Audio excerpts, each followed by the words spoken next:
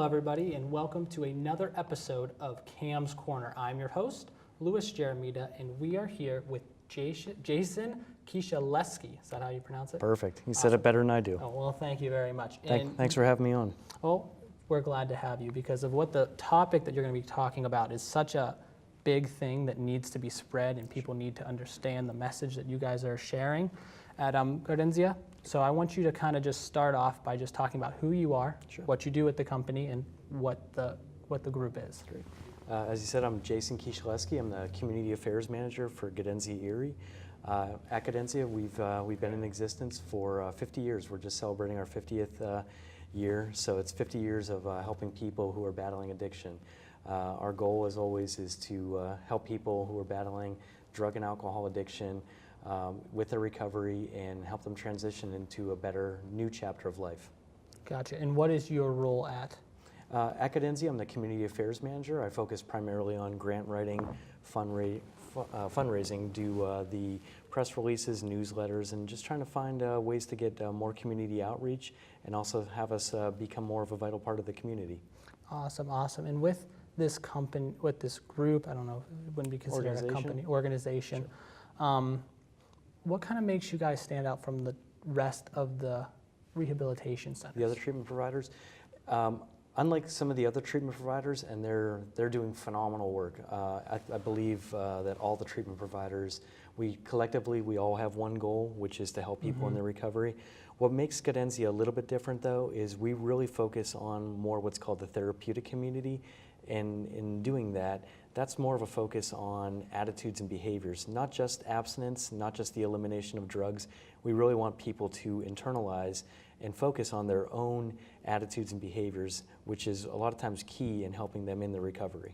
Yeah, and when you work on that, what is the ratio of relapsing? Do you see that as a huge decrease rather than just getting them off, getting them sober, and then releasing them? I think in utilizing the therapeutic community, the numbers of relapse continues to decrease because you're not just focusing on just the elimination of drugs, but you're also focusing on trigger points. So it's a way to eliminate more and more relapses because people are aware of their surroundings, aware of their own attitudes, behaviors, even thoughts, and it's a way for them to really internalize and focus wholeheartedly on their recovery. For sure. And you said a word there, trigger points. Can you explain what you mean by that word? A lot of times an individual might be susceptible to addiction and not be aware of it. So I believe with more communication, more education, we can start reaching people even before they pick up a drug, have that drop of alcohol. They might realize that addiction could be prevalent in their family, and ideally they might want to not even go down that road just because of the prevalence that they've already seen. Exactly. Now, something that I know we had talked about was it being a disease, not just a problem that you have and you need to go fix.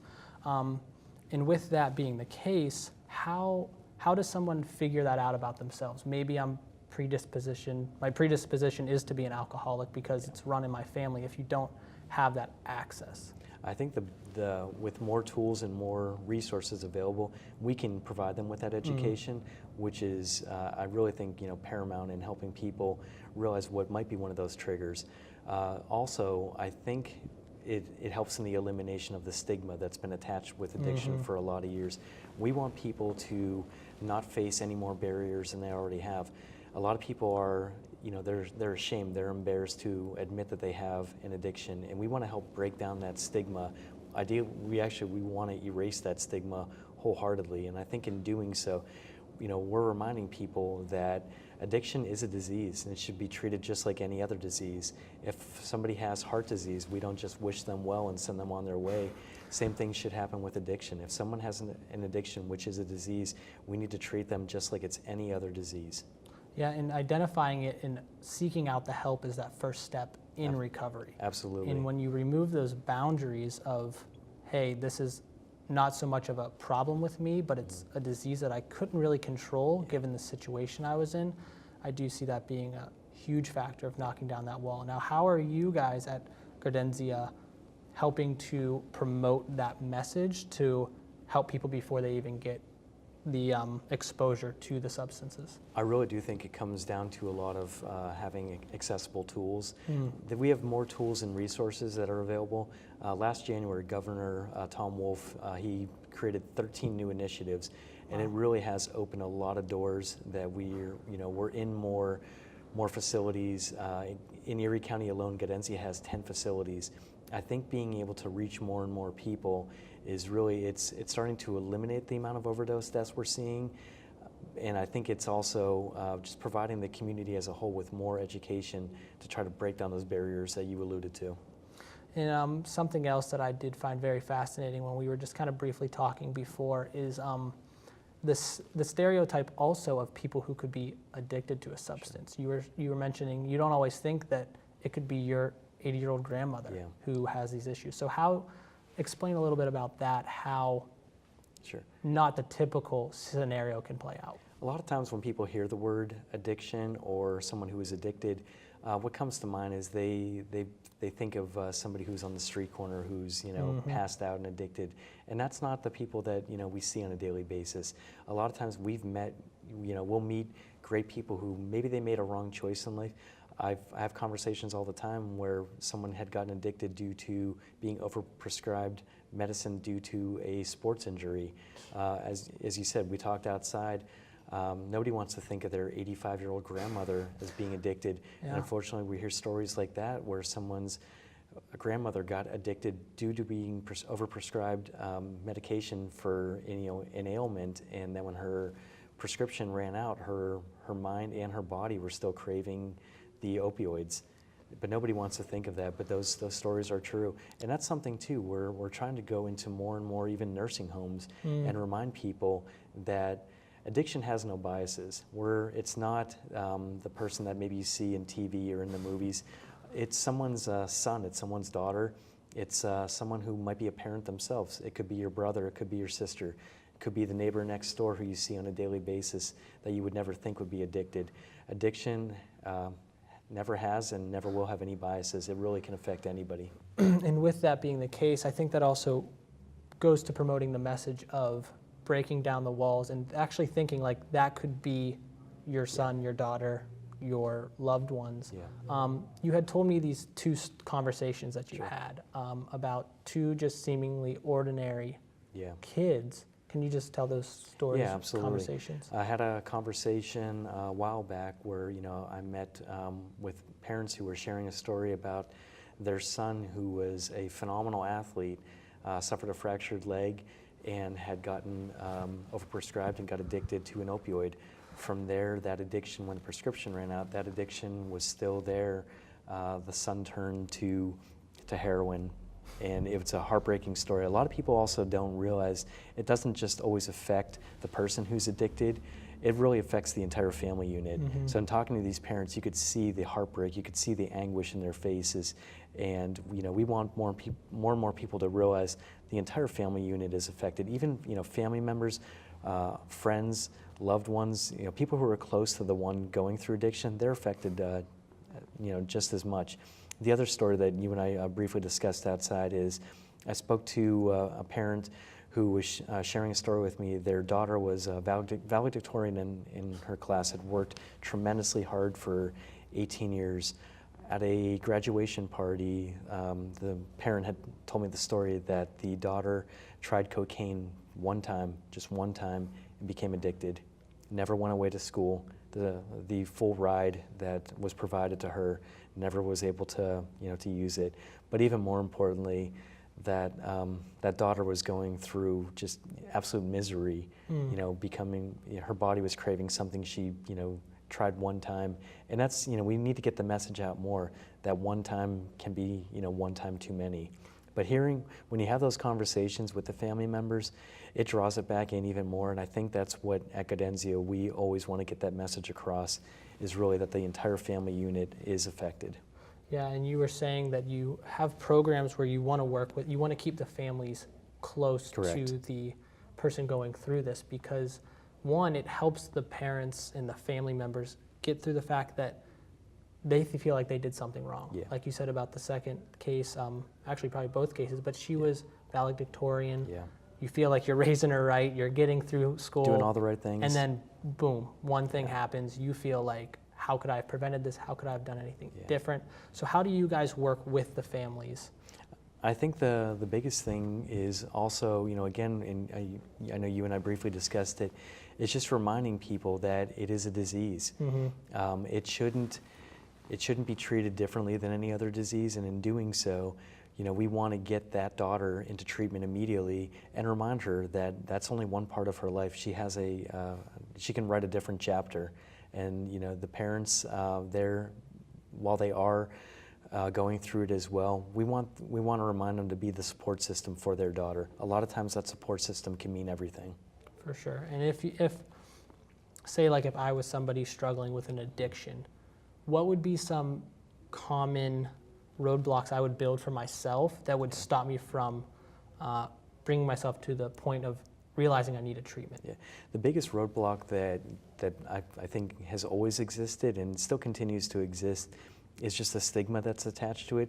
People are ashamed, people are embarrassed to admit that they have an addiction. So a lot of times it's hard to take that first step, pick up a phone and admit, that they have a problem. Have that conversation with someone face to face. Nobody wants to admit that they're suffering from addiction. If we can remind people that it's not their fault and that there are programs and services available, I think that will eliminate one more barrier.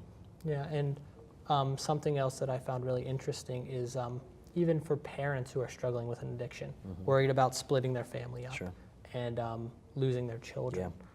You had mentioned that you guys work closely with keeping the children through the program. Correct. Which I think is an amazing thing. And then you were also talking about the, what was it, the warm hand? The warm handoff program, Yeah. Correct. What's great about the warm handoff program is we actually have trained members of the warm handoff program that will actually go to the hospital when someone is revived. When someone is brought back to life, typically from Narcan, a trained member from Gaudenzia will be at the hospital to meet them. The focus behind that, really the aim and the goal is we want to get them into treatment right then and there. We want to get them into treatment immediately. We want to have them consent to an assessment and then from there be willing to go into one of our facilities. We don't want them to be revived and take some time and think about it and maybe make a call a couple days later. We want to get them in treatment right then and there. Those minutes, those seconds, they're vital.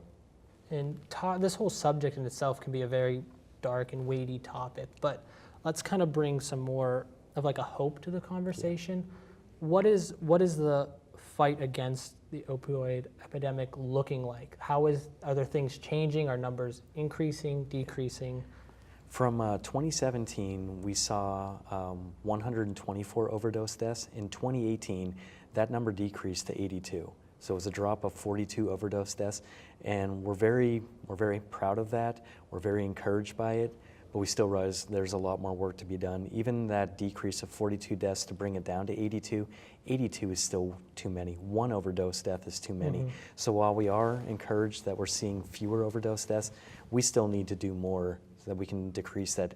With every life lost, that's a family unit that's torn apart. For sure, and I mean that's what your guys' big mission is to decrease that number of addictions, and ideally you guys would like to put yourself out of business because you don't have to do this anymore. That would be ideal, but while you're still having to do it, how do you fund these things? I mean, these programs can't be obviously there are some government funds that are available, but we really do rally behind a lot of great community support. We really need more sponsorships for our fundraising events, more donations. It's phenomenal when you have a member of the community that comes out and really believes in what you do and your mission, whether they have a personal connection or not. If they're willing to support one of the programs and services that we have, not only can we use it to continue that program, but ideally we can use it to expand. And through that expansion, I feel like we can reach more and more people that really need our help. Yeah, break down, break down barriers and get people who need the help they need. But having that community support, whether it be through donations or any of our various fundraisers, it really is vital. Being a nonprofit, we do rely heavily on the generosity of the community. Now, do you guys have any upcoming events that you'd like to share for people to? We do. We've got a couple cool events in the summer coming up. On Wednesday, August 28th, we're actually going to have Gaudenzia night at UPMC Park. Okay. Should be a great event. We're going to have Gaudenzia will really be all throughout the park that night. The Erie Seawolves, they do a lot of great things for nonprofits, and we had a couple great conversations with them, and through this we're going to be able to utilize it both as a fundraising aspect, but in addition to that, really bring some community awareness. Obviously the Erie Seawolves are a staple in the Erie community, so to be able to partner and collaborate with them on an event like this is great. We're encouraging people that if they're interested in supporting Gaudenzia, please reach out to myself. My number is area code 814-746-4184. They could actually buy the tickets to support Gaudenzia. Another cool aspect about it is, even though we would love to have people come out on August 28th, which is Gaudenzia night, the ticket vouchers that we are selling to help support Gaudenzia, they can actually be used for any game throughout the season. Oh, wow. So again, please reach out to myself, and if they're interested in catching a game at the ballpark, we'd love to have everybody out there to support Gaudenzia. We also have in September, along with National Recovery Month, we're going to be holding our 22nd annual Race for Recovery. It's going to be held on Saturday, September 21st at Presque Isle State Park. It's a 10K, a 5K, and then a fun 1K runner walk. We have race participants from 5 years of age up to 85 years of age. There you go. Some we've even had 90. So it's a great family run/walk. We really try to make it not even just a run and a walk. We try to really make it an event. We've got a great DJ who comes out there.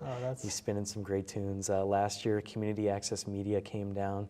They took some incredible footage. We were just amazed by the support that they've shown us. The local media came out and covered it, and we really just had a lot of great community support. We had a record number of participants, and we were able to raise $20,000, which was really vital, because all of that money that we raise, every penny, every dollar, it stays local to benefit our client fund. Which is a great peace of mind for those giving, because a lot of times you don't always know where the funds are going, but knowing that you guys are on a mission to see this problem go down. We always keep every cent, every dollar raised by Gaudenzia, it always stays local. We want it to stay in the Erie community so that it can help a son, a daughter, a brother, sister, a parent themselves, a loved one. Every dollar, we want to make sure it helps people in the community. Yeah, it's people of Erie helping people of Erie, which is just going to strengthen the community. And I mean, this conversation has been amazing, and obviously this is a topic that you can go on and talk about all the nuances, but one of the main takeaways is, remember, it's not your fault. Yeah, correct. Seek treatment when you need it, because the sooner you start, the better the results could be, if I'm correct. I agree. But if there is one last message you could tell to a parent, a child, anybody who's struggling or knows someone who's struggling, what advice would you give them? I would say, even though it's very difficult, have that conversation. If you feel that maybe a loved one, a family member, a close friend might be battling addiction, reach out to them. Again, I know it's a difficult conversation to have, but let's talk to that person while they're alive. Let's get them into treatment. In Erie County, we have 10 facilities where we have a program and service that we really believe in the method that there's not a one-size-fits-all when it comes to treatment. So we definitely have programs and services that I think are geared to help any individual. So again, even though it's difficult, have that conversation. Exactly. Well said. Thank you, Jason, for being here. Thank you guys for watching. This was another episode of Cam's Corner. I'm Lewis, and this is Jason. Yes. Have a great rest of your day.